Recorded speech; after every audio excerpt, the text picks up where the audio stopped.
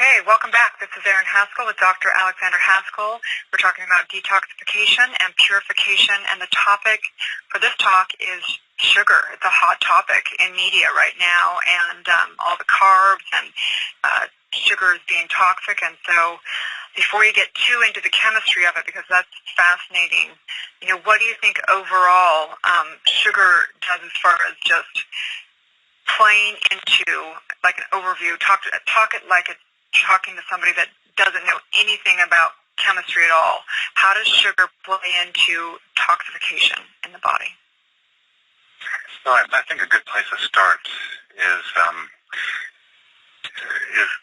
weight gain or weight loss, and that is that when some of the studies first started coming out of making some connection between fat in our diets causing heart disease or atherosclerosis or weight gain. A lot of that, the research has been refuted just because of how the person who came out with the research had done his studies, and he had chosen only selected countries where he said, well, because of high fat intake, these countries have much higher problems with obesity, but that's been refuted.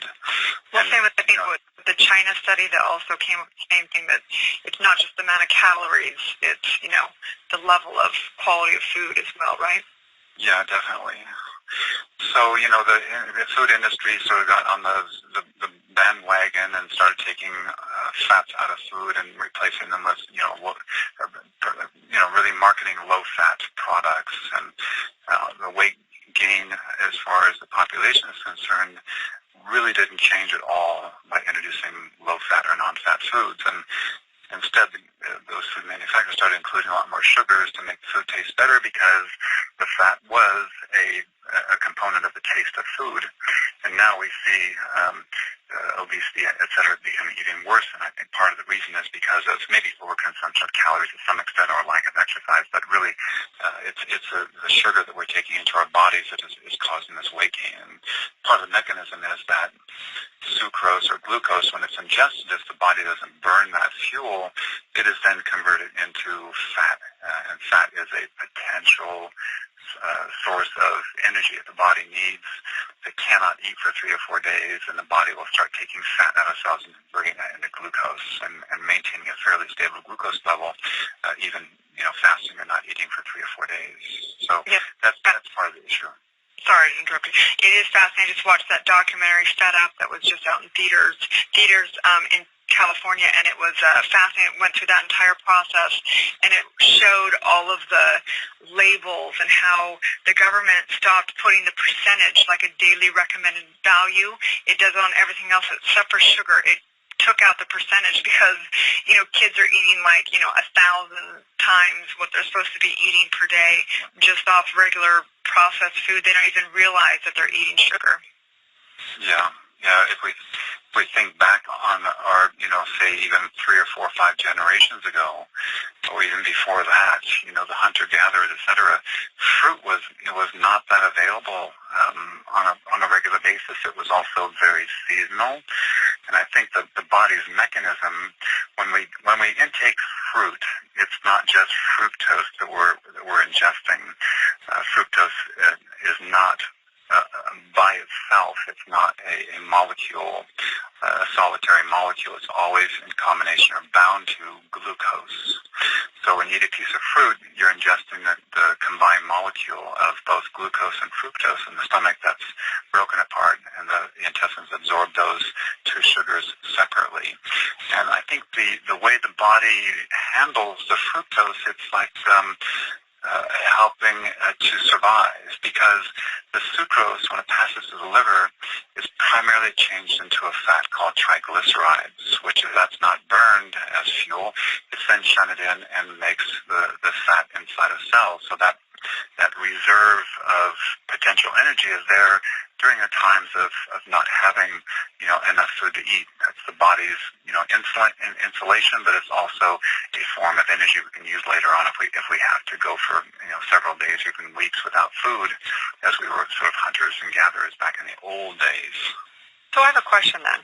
So what is the difference of, because maybe some people are thinking, well, that's natural then. It's natural to store some fat off of sugar because if we went out and ate a bunch of berries at that point in time, we'd be, maybe we'd plump up a little bit before winter, whatever that is.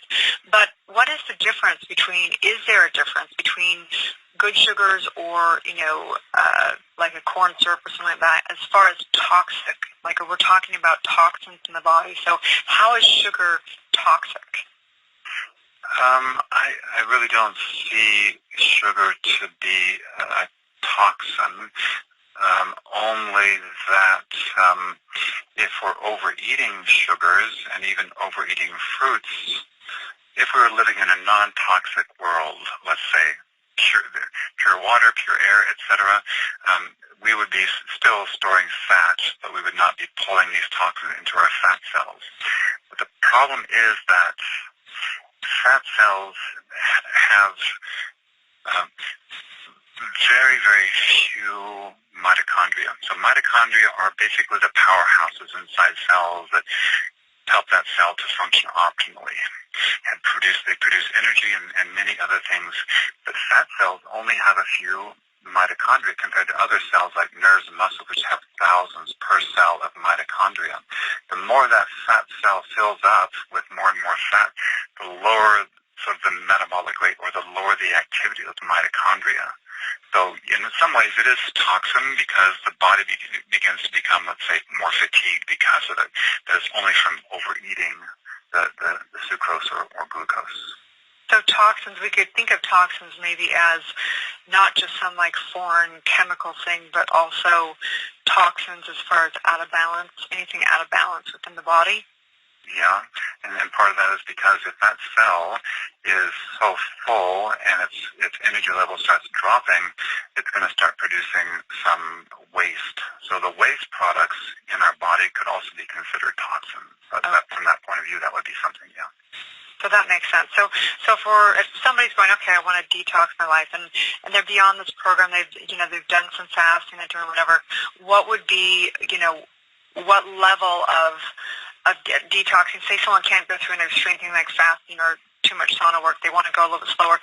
Would you just say completely cut out all sugars out of your diet while you're detoxing, or what level could somebody have as far as a sugar in their diet? Yeah. So remember that these fat cells, which is the primary area for where the body stores toxins, but they're also stored in the fat that surrounds the nervous system. But let's just focus on fat cells. Again, the fat cell has a pathway in and also a pathway out, but it's through the same channels. So if a person's taking a lot of glucose, what happens is the body's producing a lot of insulin at the same time, another hormone. Insulin helps to push glucose and to some extent the triglycerides and fats inside of fat cells. So we're taking a lot of glucose, our insulin levels always kind of on the upper end of the range and always trying to push stuff into the fat cell. If we can get insulin down to lower levels, then the fat that's stored can then come out of the cells along with the toxins. So definitely a person wants to be on what's called a low glycemic index, or low foods that convert to very little glucose, and therefore insulin will not go up, and therefore the cells can release fat and also release those toxins at the same time. What would be considered those type of foods? And I'm sure there's many different people that will be listening to this. Some are vegan, some aren't, but kind of just a list of generality of things that are low glycemic, yeah. So it's easy to search on Google, just type in foods, low glycemic or glycemic foods. But basically any vegetable that grows above the ground has a low carbohydrate content, which means they're low glycemic.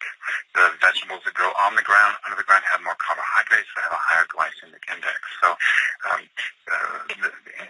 students will be receiving information about these foods in a module, and they can select those lower glycemic foods. Proteins do not convert into glucose very rapidly also. All the proteins are low glycemic. Nuts and seeds, flax seeds, there's another seed, flax is another one, have low glycemic. It'll be on the list for people. choose from, those low glycemic foods. Well, it's kind of funny because if you think about nature and how if in winter you would probably need more energy, because you like to store more energy, fat way back when, and we probably wouldn't have as many vegetables that would be growing above ground in wintertime. So then in summertime, when you want to lose weight more and you're flowing more in that realm, then you'd be eating more above the ground. It seems like a natural cycle. The issue now is that we have such abundance of stuff year-round, including fruit, and then we've got, processed food and other sugars that have been manufactured. So we're looking at, getting down to desires and and being able to have self-restraint. But it's like anything. That's why this detoxification program is really amazing, because once you get purified, it's easier to not have those cravings for that food. You feel so good when you're detoxed and when you're purified that I naturally reach more for the healthy foods. But the more toxic I get, the more toxic food I crave. It's kind of a natural law where it goes one direction or the other direction, like a magnet. Yeah. It's really interesting how, really, if we were living according to the seasons, we would have stored all those on the ground and underground vegetables in the cold cellar for the wintertime. So we would be living according to the laws of nature. But we're really out of sync now because, as you said, we can get any food from any country, from any climate, any time of the year. Mm-hmm. So education is power, for sure, because this knowledge is important for people and to take back. This is the revolution of what we're really having people take back their health into their own hands, educate themselves, and no one's going to do it for you. You can lead somebody, like I said, a horse to the water, but you can't make them drink the water. So it is a self-determined thing, and that's unfortunately, we have free will, so it's a gorgeous conversation. And so sugar, it's a hot topic in the media right now, hot topic in documentaries, hot topic with all of it. I was one of those people that did the whole low-fat diet thing, and let me tell you, I've been trying to restore my brain, chemistry ever since, because you don't eat good oils for that many years, and, it did some damage chemically on me, for sure. It's not healthy to not have those good oils, the omegas and all that stuff that we need, but we'll get into that on another topic. So anything before we end off that you'd like to finish up about sugar? Yeah, I think that, we've been sort of indoctrinated to think that we need to be eating lots of fruits and vegetables, which I think it's fine to some extent. But you think, Dr. Price, and that's a whole other subject, who travel around the world studying, indigenous civilizations, peoples from all over the world. And you think about, the Inuits and, those people living in the very high altitudes or latitudes. They didn't have fruit. They didn't have vegetables. Pretty much they were living off the land, whales, seals, caribou, etc. So they were getting their vitamin C primarily through the foods, because caribou and other animals that they would, eventually feed on, these animals were eating berries and various things from grass, etc., which were rich in vitamin C. So the Inuits were getting their sources of what we consider to be the most important now through foods, vitamin C. They were getting it through animals and their tissues, eating those primarily animal proteins. So, it's just a matter of kind of like challenging our belief system sometimes about what we think we should be eating, and looking back at really our heritage and where our relatives came from, which parts of the world, and think, wow, what were my relatives eating? Maybe I'm genetically tuned into those types of foods. Well, that brought up a big topic also, that sugar, it makes it so we can't take in vitamin C. Isn't that correct? If we eat a lot of sugar, it's the actual makes us not be able to absorb vitamin C. Is that correct? I don't know if that's true, but I know all of the processes which the body goes through biochemically and having to deal with fluctuations in blood sugars stresses different glands or organs in the body, especially the adrenals. And of all of the organs in the body, the adrenals have the highest concentration of vitamin C, which is required for making cortisol. So I think it just kind of depletes, because there's no nutrients in white sugar, white sugar, table sugar. So it's really kind of eventually kind of depleting the stores or reserves of the nutrients we need in our body. Okay, great. So great topic, and cut out the sugar. Can't have any sugar if you're on a detox, that's for sure, let alone some of, below the ground vegetables. So, detoxification is a time for, it's an extreme process versus balance is a completely different program. So thank you for this topic, and we'll talk on it a lot more, I'm sure. So thank you. Okay, thanks, Mike.